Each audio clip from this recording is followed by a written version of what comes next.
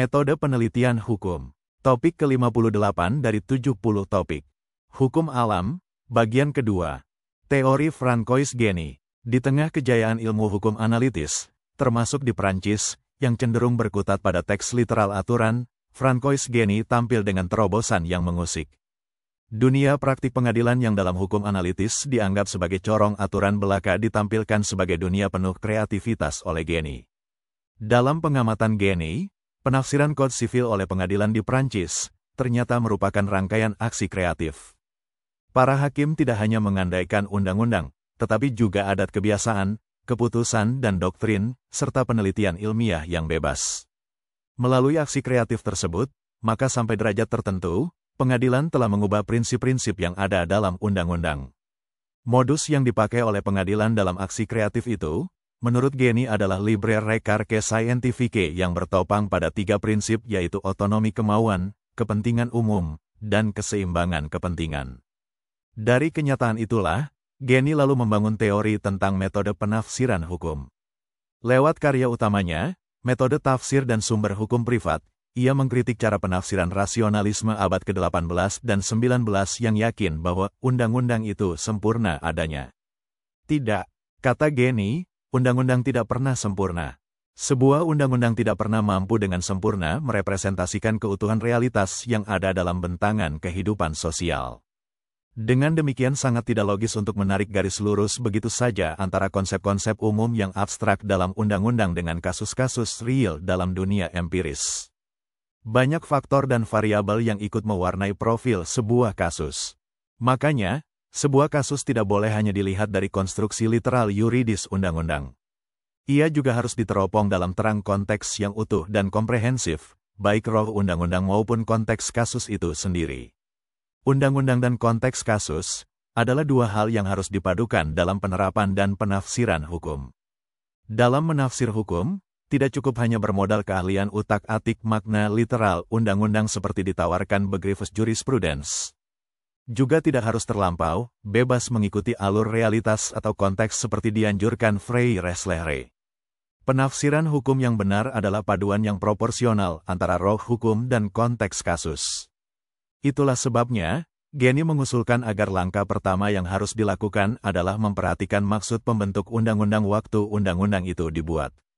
Penafsir undang-undang harus selalu mengindahkan maksud ini. Kemudian perlu diberi perhatian akan situasi masyarakat waktu undang-undang itu dibentuk, yakni kebutuhan dan susunan sosial zaman itu. Pada saat yang bersamaan, perlu pula diperhatikan logika internal dan sistematika undang-undang itu sendiri. Sampai di sini menurut Genie, cara tafsir dari sisi undang-undang dianggap tepat. Persoalannya bagaimana bila isi dan roh undang-undang tidak lagi cocok dengan perubahan zaman. Kekosongan itu harus diisi dengan hukum adat. Oleh karena adat merupakan cerminan kehidupan masyarakat yang telah melembaga dan menyatu dengan masyarakat pemiliknya. Karena itu, ia harus dianggap sebagai salah satu sumber hukum. Lagi pula, suatu kasus sudah pasti muncul dan berada dalam konteks sistem situasi kehidupan masyarakat itu sendiri, yaitu adat. Lalu bagaimana jika undang-undang maupun adat tidak mencukupi untuk menghadapi masalah-masalah kekinian? Dalam hal ini sumber-sumber lain harus digali, yakni teori dari para sarjana dan putusan-putusan hukum yang berwibawa. Jika toh dua sumber ini juga tidak mencukupi, maka harus diberikan keleluasan melakukan penyelidikan ilmiah secara bebas. Penyelidikan ini harus dijalankan secara objektif. Kekayaan sosial dan nilai-nilai hukum yang hidup dalam masyarakat digali secara sungguh-sungguh untuk menemukan prinsip-prinsip fundamental keadilan dan kepantasan. Teori lain yang searah dengan teori penafsiran hukum Genie ini, datang dari Carlos Cosio. Carlos Cosio berhasil mengkombinasikan pemikiran neo-Kantian dari Kelsen dengan fenomenologi dan eksistensialisme Heidegger. Melalui teori hukum ekologisnya, Cosio melihat hukum sebagai objek ekologis, yakni perilaku manusia dalam campur tangan intersubjektif. Menurut Cosio, pada dasarnya keputusan pengadilan terdiri dari 3 unsur utama, yakni 1. Struktur logis yang diturunkan dari suatu kerangka aturan. 2. Kesatuan isi dari suatu situasi yang disebabkan oleh suatu keadaan khusus. 3. Penilaian yuridis yang diberikan oleh hakim pada 2 unsur ini dalam suatu situasi tertentu. Dengan demikian, dalam menghadapi suatu aturan hukum, seorang hakim tidak bertindak sebagai robot, tetapi sebagai manusia. Dalam konteks hakim sebagai manusia, menurut Kosio, ia dituntut mengambil keputusan yang sesuai dengan prinsip-prinsip keadilan dan kepentingan umum. Dalam hal tiada norma yang spesifik, para hakim wajib berusaha mengikuti prinsip-prinsip hukum atau norma-norma dasar yang dianggap adil untuk sampai pada suatu keputusan yang didasarkan atas konsepsi keadilan. Kembali ke Geni, kiranya jelas, Geni menempatkan penafsiran hukum dalam kerangka pandangan yang menyeluruh tentang hukum. Geni tidak hanya berhenti pada teks-teks hukum, tetapi juga menjangkau nilai-nilai hukum yang dimiliki masyarakat. Nilai-nilai hukum itu mencerminkan kesadaran umum manusia, dan serentak mencerminkan realitas masyarakat itu sendiri. Persis di titik ini, Geni menghubungkan diri dengan Socrates, Plato, Aristoteles, dan juga Thomas Aquinas khususnya tentang hukum alam. Karena Geni menghubungkan diri dengan deretan pemikir itu, maka yang ia maksudkan dengan prinsip-prinsip hukum alam adalah norma-norma primer hukum alam, seperti honeste vivere, unicuicuesum tribuere, dan neminem laedere. Termasuk juga di sini adalah prinsip-prinsip hukum alam sekunder, seperti semua hak fundamental manusia. Prinsip-prinsip ini, karena berasal dari kenyataan alam rasional, maka harus menjadi dasar semua aturan hukum positif. Prinsip-prinsip hukum alam, yang sebagian telah terserap dalam sens komun, itu, menurut Geni, harus menjadi dasar hukum positif. Prinsip-prinsip ini harus diterapkan kepada kehidupan sosial manusia melalui pembentukan teknis hukum. Tugas menemukan dan menggali prinsip-prinsip dimaksud, sebagai bahan material hukum, merupakan tugas para ilmuwan hukum. Sedangkan pembentukan teknis hukum diserahkan pada kaum birokrat. Menurut Geni, ilmu hukum tertuju kepada masyarakat sebagaimana adanya, atau dona, dan berusaha menemukan prinsip-prinsip material hukum di dalamnya. Ilmu itu bukanlah suatu cara berpikir abstrak dan spekulatif seperti dalam begrif jurisprudens, melainkan suatu penyelidikan empiris yang dibimbing oleh suatu intuisi teoteris, simpati intelektual, dan ketajaman rasional. Investigasi empiris periu dilakukan oleh karena objek yang diteliti adalah kenyataan sosial. Dan menurut Geni kenyataan sosial dimaksud mencakup paling sedikit 4 eselon.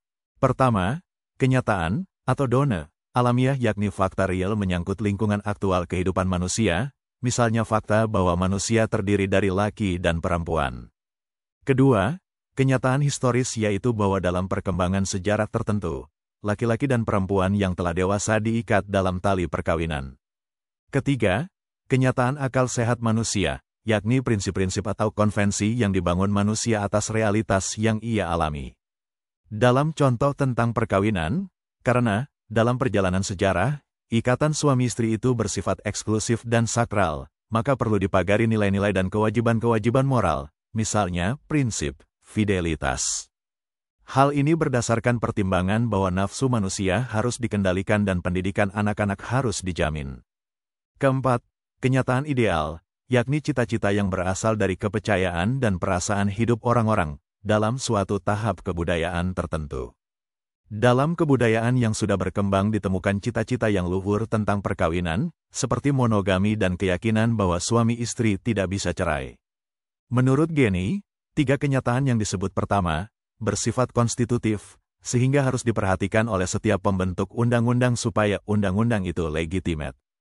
Sedangkan prinsip-prinsip yang berhubungan dengan kenyataan historis, digolongkan oleh Geni sebagai hukum bangsa-bangsa. Hukum ini bersifat variabilistik, karena disesuaikan dengan situasi masyarakat. Prinsip-prinsip yang berasal dari kenyataan ideal, tidak digolongkan sebagai hukum alam oleh Geni. Prinsip-prinsip hukum alam yang menjadi garapan ilmuwan hukum itu, memang hanya berfungsi sebagai pedoman bagi materi atau isi undang-undang. Soal pengolahan secara teknis menjadi undang-undang, bukanlah menjadi tugas para ilmuwan tetapi merupakan pekerjaan para teknisi hukum. Di sini, ilmu hukum berhenti dan dialihkan kepada teknik hukum. Teknik ini berhubungan dengan aksi, atau action, dan dengan kekuasaan, atau power. Untuk itu metode-metode teknik digunakan, seperti reduksi unsur-unsur hukum, penetapan kategori-kategori formal, membuat klasifikasi yuridis, memberi batasan pengertian dan konstruksi yuridis. Inilah yang dikenal dengan begrifes jurisprudens seperti diperkenalkan oleh Jering sebelum ia beralih ke interesan jurisprudens. Itulah materi topik ke-58 metode penelitian hukum. Channel ini membantu pemahaman masyarakat umum dan para mahasiswa perguruan tinggi manapun di Indonesia. Ratusan video tutorial ilmu hukum, ilmu pemerintahan, ilmu komunikasi, ilmu manajemen, ilmu administrasi dan lainnya disajikan di channel ini. Video tutorial dituturkan dan disubtitelkan agar dapat ditonton, dibaca sambil didengarkan. Jangan khawatir jika tidak langsung paham. Untuk pemahaman yang lebih baik, putar dan dengarkan video tutorial berulang-ulang. Subscribe dan like, agar Anda mendapatkan update tutorial lainnya. Bagikan link video ini agar teman-teman juga mendapatkan manfaat channel ini. Sekian dan terima kasih. Sampai jumpa.